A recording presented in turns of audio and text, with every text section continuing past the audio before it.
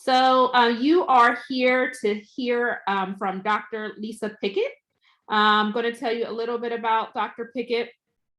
She is from Pittsburgh, Pennsylvania. So anybody that knows me, y'all know I'm from Pittsburgh too. So shout out to Pittsburgh for Dr. Lisa. She currently serves as the English Department Instructional Team Leader at the Pittsburgh School for Creative and Performing Arts, CEO, founder of L Education Consulting and L Apparel and Print Creations. She specializes in African American youth race-based trauma, race-based interventions, culturally relevant pedagogy, African American literature, African American cultural awareness, student-teacher soft skills, meditation, female empowerment, and entrepreneurship. So without further ado, please welcome Dr. Lisa Pickett. Thank you for that introduction. Welcome, everyone. How's everybody doing? You can unmute yourself if you like.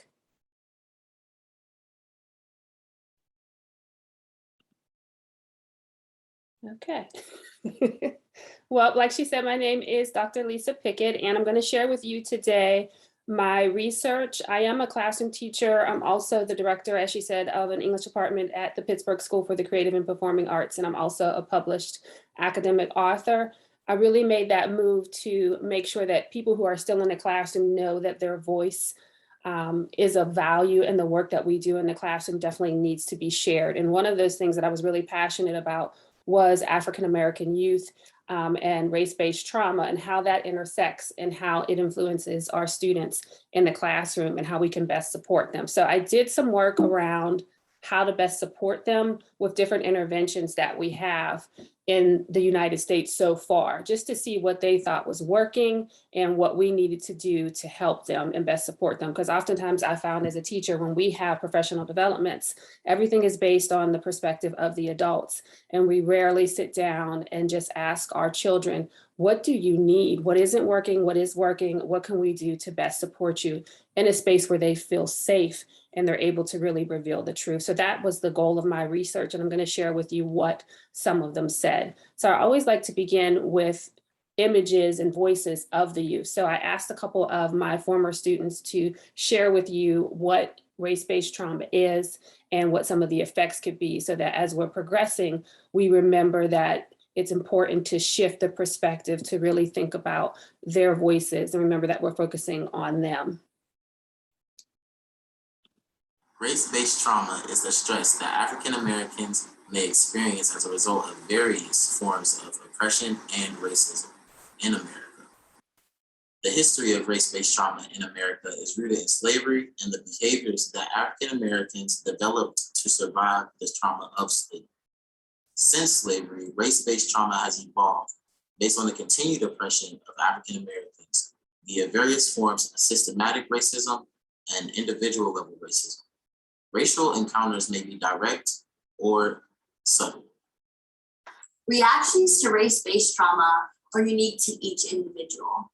The stress of race-based trauma may cause some African Americans to experience anxiety, shame, depression, hopelessness, anger, humiliation, guilt, low self-esteem, irritability, difficulty concentrating, mistrust, antisocial behavior, feelings of powerlessness, and questioning the ability to achieve academically.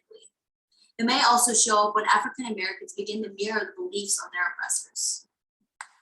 Race-based interventions are programs, activities, courses, or experiences designed to support African Americans. Examples of race-based interventions are African American literature courses, history courses, African American history plays, creative art programs, student unions, pre-college pre-programs, mentoring programs, and other programs designed to specifically address the needs of African Americans.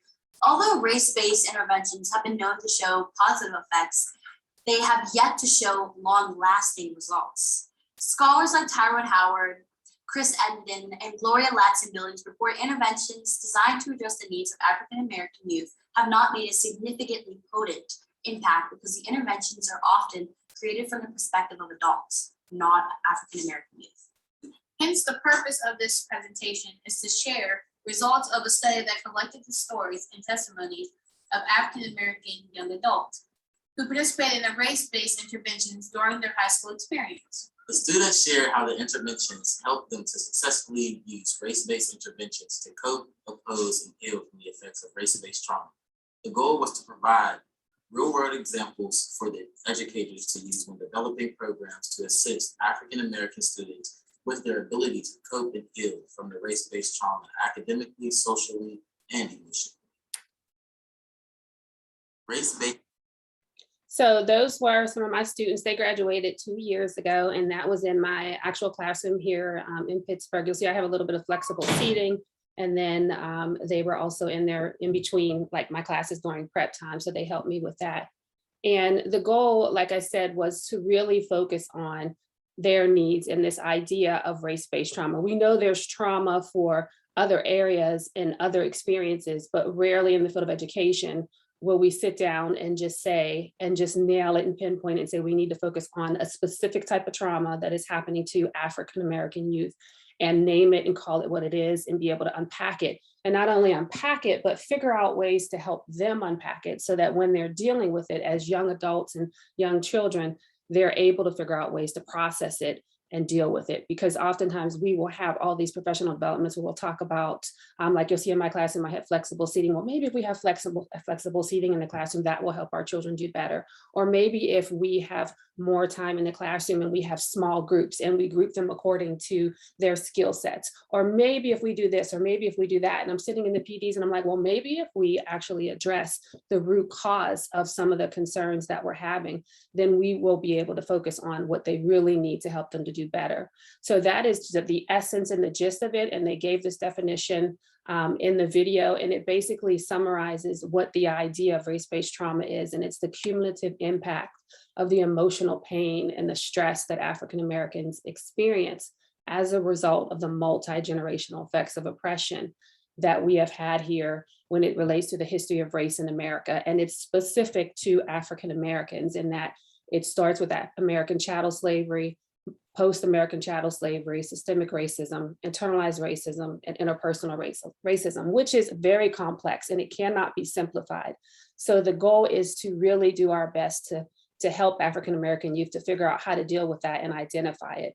Because when we think about, if you look at this slide here, when we think about the idea of how our children develop and they form their sense of identity, there's 3 key elements. They have the elements of exploration, which we all go through as human beings. You explore, you seek out things to connect to, your language, your culture, your practices, and your beliefs. And then you find significance and you develop your sense of personal identity based on that. And then you embrace that ethnicity and you develop logic and your ability to examine that. But the one thing that is rare in our country is that for African-American youth, this phase of development is often interrupted by racism. And then it alters their ability to develop their sense of identity. And it goes so deep that it affects African-Americans into adulthood. So those experiences with race, whether it be firsthand, secondhand, something they saw on TV, it could really, interfere with their ability to explore and commit and develop their formal reasoning. So the goal is to figure out ways to help them be safe in this space when they're developing their identity, so that these flows of exploration and commitment and formal reasoning are not interrupted. And this quote here, it just states and indicates that successful negotiation of those different phases, it really helps to reestablish their ability to be successful. If not, it will be lost and cause different negative effects later on in life. And I'm sure, like when I do these presentations, a lot of educators will give me examples and they will share with me, and hopefully we could do that at the end, how they will have certain stories where things that happened to them maybe when they were 5 or 6 in a classroom or in an educational space affect them to this day. Like for me as an African-American female, when I entered college, it took me a lot of time to be able to feel comfortable enough to raise my hand to ask questions, because I thought that if I asked questions based on my experiences as a young girl in Pittsburgh, it would be assumed that I was stupid because I was African American. Like I couldn't have questions. I couldn't wonder what something was. I needed to know it. Almost like I had to pay what we call Black tax, where you feel like you have to be 100% 110% better than everybody else in the room. But in reality, that's just not fair. And it's unrealistic to have those type of expectations on anyone. But once I learned about race-based trauma and I really started to dig a little bit deeper, I realized these were effects that I was having based on the narrative of African Americans and how we were marginalized in certain spaces, and how, I was always told African Americans score the lowest on SATs, score the lowest on so many different things. Most African Americans weren't in the gifted classes here in Pittsburgh, or most African Americans weren't in the advanced placement classes. But those are just some examples. And so I wanted to dig deeper. But these are some of the effects. You have antisocial behavior, anxiety, self-doubt, which is what I experience, compromised achievement motivation, which is what we'll see sometimes, where some, not all, will say, you know what's the point of me doing this? I know I'm not going to do well because I've already been told that I'm not going to do well. I've literally sat down, in assemblies where you share the percentages, and they'll tell the students, okay, African Americans score the lowest on this. So then they walk into certain spaces just taking on that energy and thinking that they cannot do well. Ever-present anger and difficulty concentrating, all of these indicators, they're research-based, and they've been definitely analyzed and assessed. And you'll see at the bottom, you have different researchers if you want to dig a little bit deeper. Carter is one of the leading researchers in race-based trauma. Joy DeGruy is also a leading researcher. And then Jernigan and Daniel inspired my work in terms of really looking at race-based trauma. You have two spaces, one that is the real world spaces for African-American youth, and one that is what Chris Emden calls complex psychic spaces. And those are the spaces that African-American youth tend to exist in, the real world spaces and then the complex psychic spaces. The complex psychic spaces are the spaces that oftentimes are invisible. And most educators, unless if they have gone through it, they really can't connect and see it because African-American youth are oftentimes hiding it. And Chris Emden talks a lot about how it's the invisible space where African-American youth are suppressing the real world spaces where they've experienced racism in school, at work, in clothing stores, public transportation. When I did my research, my students, the participants shared so many stories about how they had experienced racism in all these real world spaces. But then when they entered these spaces like in the school or the classroom, they had learned to suppress them so that they would be able to adapt and adjust and assimilate, because that's what they were conditioned to believe, that they weren't allowed to share their experiences with race because oftentimes they were told it was in their head or it wasn't real, or whomever they were talking to, because most of the population in the field of education, it's 80% white and most are females. It tends to be that when they were speaking to educators or influencers, they weren't understanding. And they weren't necessarily all white, but when you think about the population of teachers, it's 80%. So some of my students told me that they experienced rejection when they would share experiences with white and African-American teachers. But this stage of cultural perspectives, I always bring this up because it really helps to understand the phases of what African-American youth and African-Americans in general, when they're sharing their experiences with others, you get these types of responses. It could either be denial, where somebody will look at the youth and say, no, that teacher would have never done that. I know them, we're friends. Or defense, no, I think it was all in your head. Maybe you were just being a little bit too sensitive. Or they've never done that to me, so therefore they could have never done that to you. Minimization, well, maybe if you had done this, then this wouldn't have happened. And then the spectrum, the perspective, it goes on to the last three, where if a person is well trained and they've gone through different biases trainings, they are then able to be in a space where they can accept, adapt, and integrate the experiences of others, so that when their students are in their educational spaces, they're in this healthy space. So if you want to learn more about that, you can definitely go and look up Milton Bennett, because this really helps in professional developments when one explains it so that they'll know where they're at in terms of if a student comes to them and shares certain things, how will they respond? Will they immediately deny it, or will they be in a space where they can accept, adapt, and integrate and help that student? So the goal of the interventions is to really help African-American youth to heal and to mitigate, cope, oppose, and process all the experiences around race. The interventions, I call them interventions. Different organizations, different people may call them initiatives, they may call them programs. but they're really just things that are designed to support African-American youth. And they're all over the United States. It could be anything from a Black student union. It could be after-school programs. It could be nonprofit youth development programs, pre-college prep programs. Like here in Pittsburgh, we have a ton of programs that are sponsored by, say, for example, the University of Pittsburgh, where it's a pre-college prep program to support African-American youth in getting ready for college. It could be social justice. The YMCA tends to do a lot of these, mentoring, anti-racism education, tons of different activities. It could be fashion shows, fundraisers, it could be protests. But I just wanted to provide some examples of different race-based interventions. One really popular one is Youth Undoing Institutional Racism in Pittsburgh. In Pittsburgh, we have something called Investing Now. And then nationally, some examples have been throughout the years is the No Child Left Behind Act, which was, there were a lot of elements in that was designed to support African-American youth. Some say that was not successful and it made it worse instead of better because it really targeted African-American youth, which is why they shifted it and decided to move to a different direction. You have something called multicultural education, which started decades ago. It's kind of evolved.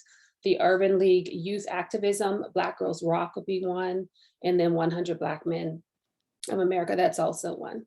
So once again, the purpose of the study really was to focus and illuminate on the positive race-based interventions and experiences of African-American youth and just figure out a way to take what they shared and to use it to bring it to life in the classroom and different educational spaces so that educational influencers know how to best support our African-American youth with intention so that they're moving through and being very successful.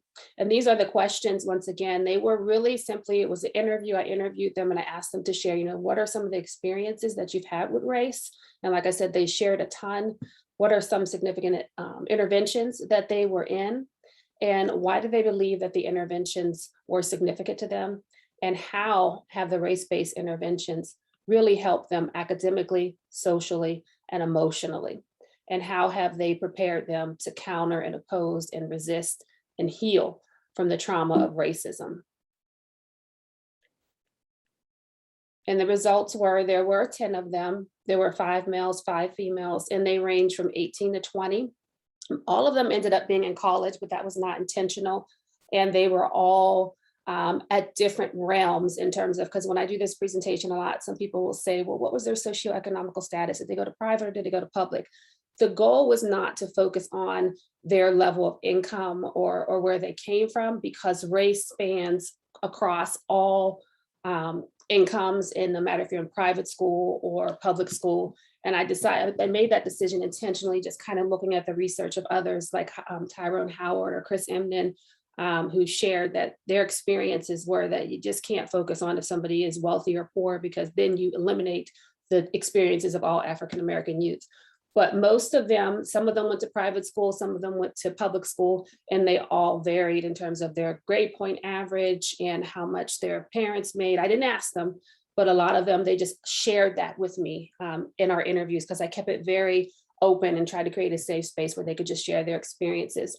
But what they shared in the end is that they all needed the educational influencers in their lives to be aware of their needs. And so these interventions that they were in, they said that they were successful because people that were in their spaces knew exactly what they needed.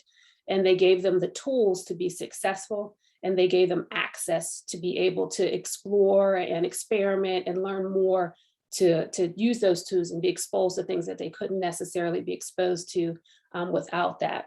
And this language that I'm using, I intentionally chose these word choices and phrases on purpose because they were things that they said in their interviews. One of the students said, I needed somebody to be aware of my needs, or they gave me the tools that I needed. And another said, they gave me a platform and they gave me access so that I could be successful. And the things that they focused on the most were they needed African-American presence. They needed a safe space to make mistakes. And that leans back to, like I said, where they often felt that because they were African-American, they were often treated like adults, as if they should have everything already figured out. And if they made one little mistake, if they were like 1 minute late for class, they'd be written up. Or say, for example, they had some questions and they didn't understand and it was assumed that they were unintelligent. Or if they made mistakes, they wanted to be in a space where they could just be human and not worry that they were going to be judged and things are going to be, evolved in a way that they were treated differently because of the color of their skin. And they wanted follow through.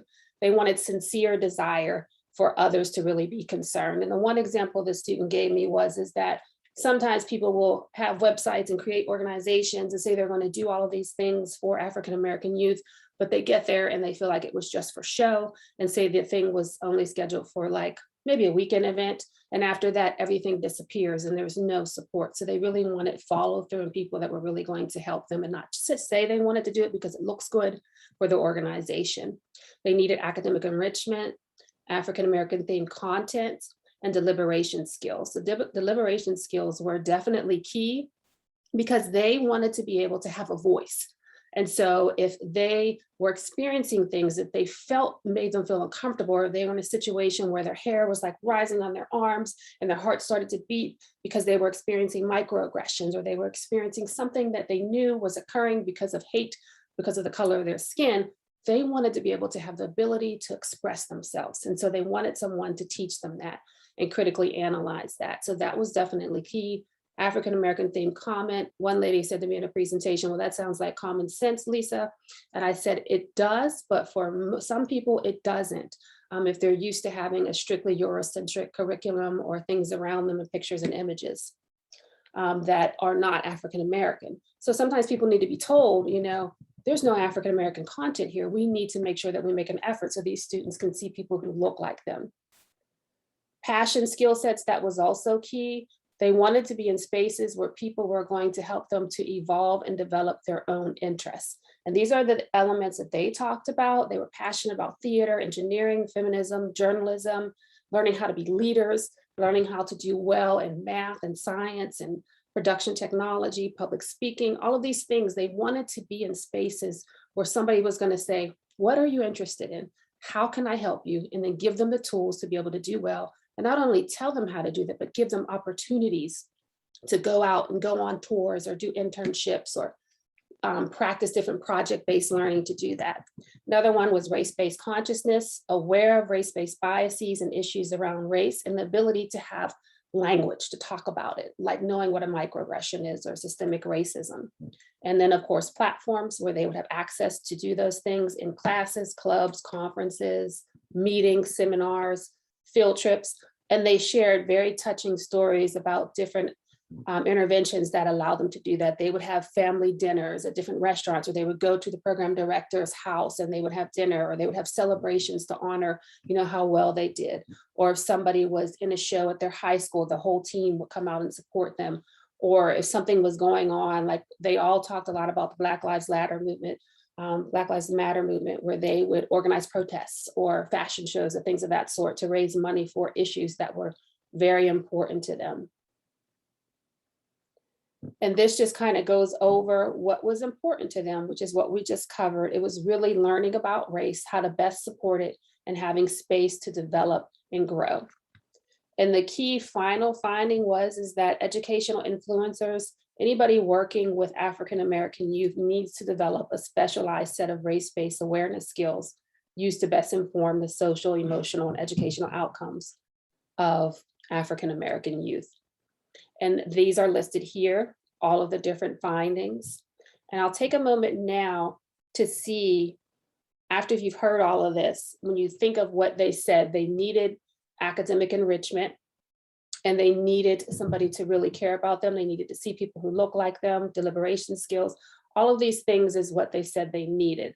I want to take a moment now, allow you to process that, and then share what's one thing that you find to be significant about the findings, or you can also share at your choice, what is one element you can take away from the findings? And I'll be quiet for a moment to give you a chance to think about that. What did you find to be significant, or one thing you can take away? And I'll go back to the findings so you can see it, and you can just unmute yourself.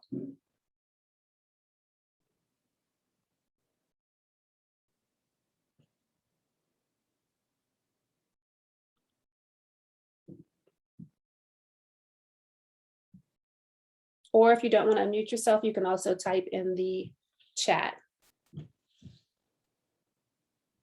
One thing you found to be significant. I'll go back to the questions for you. Or what is one element you can take away from the findings?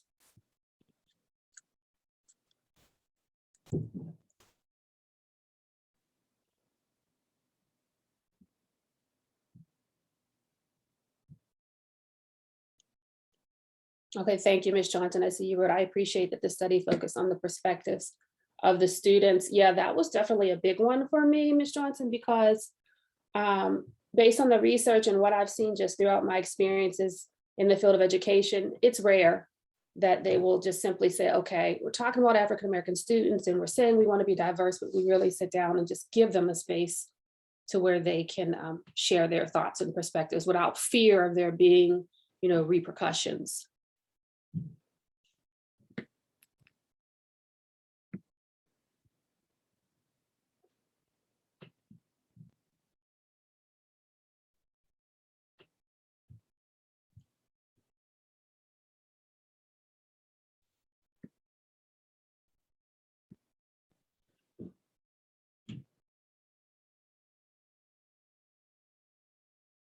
Yes, definitely. Ms. Johnson wrote, one of the biggest takeaways is to authentically ask their opinions and then use the data to inform decision-making around learning.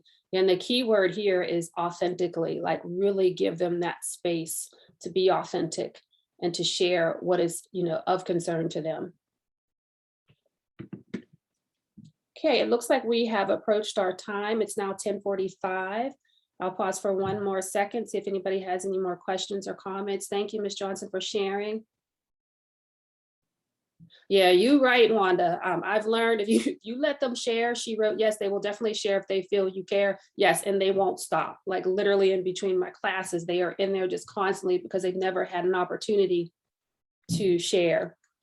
Sure, can you share the previous slide? Definitely. Oh, let me go back.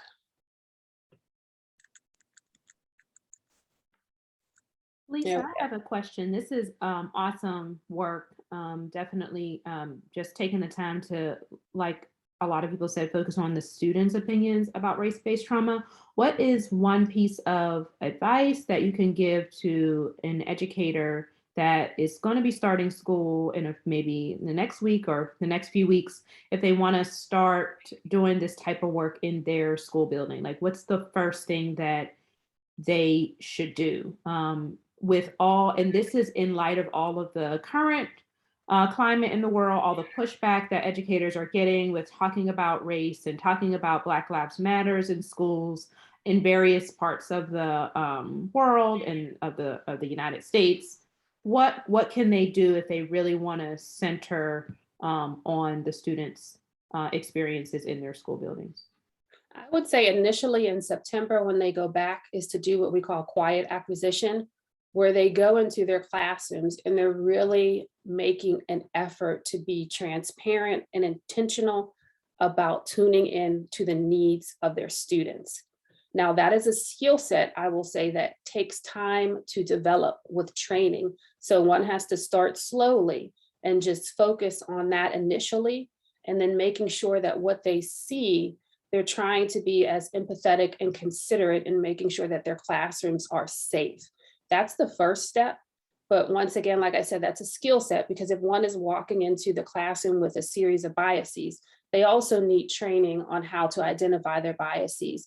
Like a quick story is, I know when I did biases trainings at Pittsburgh Public Schools, we're all required to do these trainings before we're allowed to enter our classrooms. And a white teacher shared after this biases training that every time a Black male, whether it was a young adult or older adult, walked past them, they would step away and go to the other side because they feared that that African-American male would harm them. And then the teacher, he literally started tearing up because he said, I never thought about how that could come to life in my classroom. Like, how have I affected my students? How does this show up in my classroom when I teach? So really just being aware and taking quiet acquisition to see what the students need. And then hopefully in those school districts that they're getting trainings to be aware of their biases. If their school isn't offering the trainings, then I suggest that they read books that are designed around recognizing one biases. There are a ton of them out there. My favorite is Courageous Conversations by Singleton. You can purchase that on Amazon. And he has a ton of techniques that a teacher can learn and teach themselves if their school isn't teaching them, so that when they go into the classroom, they're able to identify those. And I even teach my students the courageous conversations so that they're aware. Hopefully that answered your question. Yes, it did. And it's a follow-up question too, because I think most of everyone in this space is melanin, because it's the Melanin Magic Conference. But so Yeah. what do you have any advice for pushback that one might get for trying to do these types of activities with their students and talk about race-based trauma?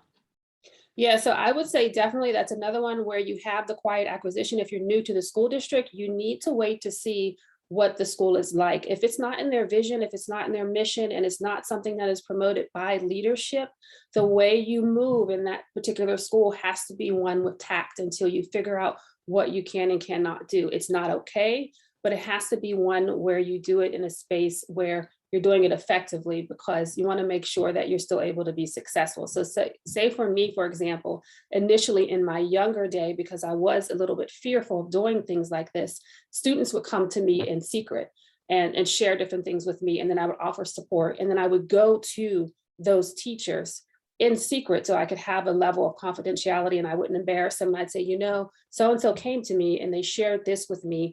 And you may want to, you know, work on this. And then I built relationships with teachers in my building over time, so that now I am able to do it publicly. Like now I'm 45. So I encourage anyone, if they're in a space where they feel safe, you want to publicly do it, because if we continue to do it in secret, then it's okay. It becomes a norm to do it in secret. And like, everybody go to Lisa in secret because she's going to fix it for us and we don't have to be held accountable for our behavior. So as I've learned and I've grown, I try to publicly just share with the utmost of confidence, and I do it with tact. You know, I've developed my soft skills so that I can speak to people who may not be embracing this whole idea of race-based trauma. But now I'm the first one in the meeting that if somebody says something in terms of race, I'll say, no, let me unpack that for you, what occurred, and I'm able to explain to them, you know, what happens. But I definitely say, do it with tact and do your quiet acquisition so you know who you're dealing with and how to respond. Because some teachers will simply say, very proudly, white teachers will say, if they would have just did their work, or if they would just come on time, or if they would be more responsible. And then you need to say, no, but of course there has to be training so that you know how to do it successfully. Did that answer your question? Yes, thank you. That was great. That was some great ways in which educators can kind of navigate that space and navigate those conversations. Wanda mentioned something in the chat. We use buzzwords like diverse cultures, marginalized populations, and insert discussion times in our lesson plans when discussing anchor text. And we also have time for a few more questions. So maybe we're going to 11. So we have, if there's any other questions or comments that anybody wanted to pose to Lisa, Dr. Pickett, definitely we can do that. Oh yeah, good. I'm sorry. I thought we were running out of time. Yeah, to give you an example, while you're thinking of your questions, for the question that you asked me in your educational space, if you're a little bit hesitant on how to help others, an example that I can think of was I had an African-American student who they came into school late. And they were very upset. They had some issues in Pittsburgh. A lot of our kids catch the bus. And they had encountered some situations that made them feel very uncomfortable. They missed the bus. There were some police that were targeting some African-American students and kind of bullying them. So when he came into school, he was like 20 minutes late. He's slamming his locker and he's cursing. He's like, I'm tired of this shit. And he's screaming and hollering. And he's like 1 minute late for class, and all the teachers are in the hallway, and all they see, all the other teachers are white, and all they see is a student that is screaming and hollering, an African-American male. But I didn't see that. And it was because I was African-American. I saw a kid that needed support and had obviously been upset for something that happened to him. And he's screaming and he's hollering, he's throwing his books, and the teachers look at me, the bell rings, and the teacher says, Lisa, you're gonna call security, right? And it was in that moment, it was a defining moment. It was about 20 years ago, I'll never forget it. I looked at her, and just thinking about it now makes me tear up, but I looked at her and I said, no, I'm not calling security. The kid needs support. And for me, that was like a defining moment. Like, Lisa, you need to stand up and help this kid. Sorry, I get so emotional when I think about it. But in the end, I talked to the student, calmed him down. He just needed somebody to listen and share, what happened. I said, come on into my room, let's talk about it. And the teacher asked me later, she said, did you write him up? I was like, no, I didn't write him up. He didn't need to be written up. You assumed, all this guilt and you wanted to escalate, his behavior when it wasn't, even necessary. So that's an example of, how when you're in your space is how you can stand up as a teacher and do it in a way where it can help the student as well as change the culture and helping everyone else. Thank you. That was, no need to apologize. We are affected by the trauma that our students experience because we've also experienced that same trauma, and we can feel it and we understand it. But that was, thank you for sharing that. You have some comments in the chat that some people have put.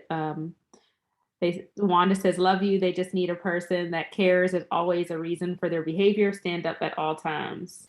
Yeah, definitely. That antecedent is what we call in education. That's key. It's like, what was the reason? What was the cause before, you call security or before you write them up or you assume guilt? Mm-hmm. And Bridget says yes. And Jawara says, thank you for seeing him and caring for him. Thank you. Bridget says, thank you for sharing and caring.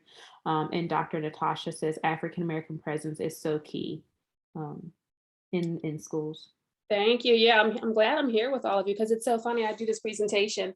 I've done it so many times that I've never teared up, and it must be that I must feel safe because I know I'm surrounded by other people that have experienced, similar situations.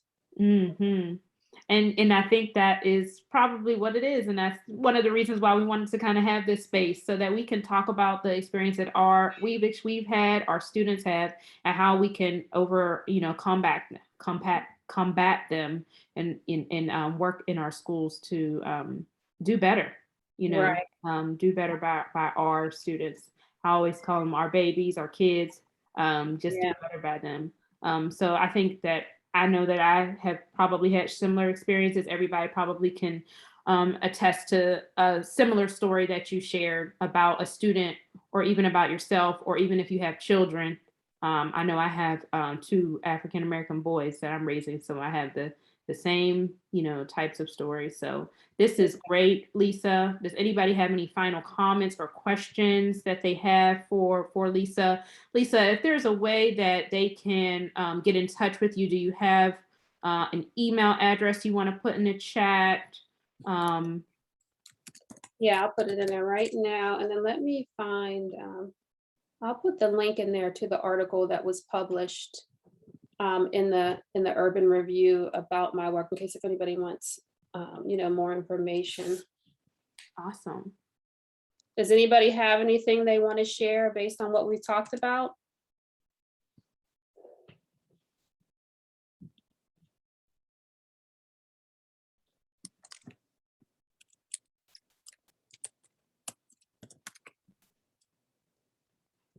And that right there is my Instagram handle. But if you click on that link, Urban Review provided free access to the article. You can only review it. It won't let you print a PDF.